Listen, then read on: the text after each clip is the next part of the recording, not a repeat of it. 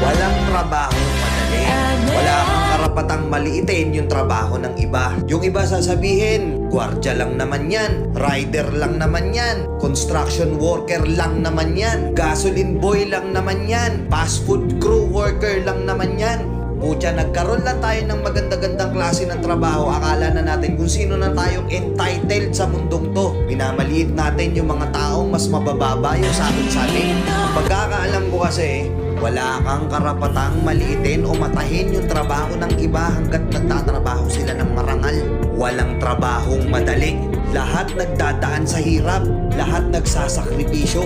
Kaya kung iniisip mong porket maganda-ganda yung trabaho at malaki-laki yung sinasahod mo, mamaliitin mo na yung mga trabaho ng mga taong nagtatrabaho na mas maliit yung sahod sa'yo. Mag-isip-isip ka. Baka bawiin sa'yo yan. Baka biglang bumaliktad yung mundo at sila naman yung umangat. Kahit anong trabaho mo, magpakumbaba ka pa rin. Bilog ang mundo, hindi palagi nasa taas ka. Kaya hanggat maaari sa lahat ng oras, magpakumbaba ka. Diba? May kilala pa kayong ganito? Minsan na rin pa kayong nilait ng mga gantong klaseng tao?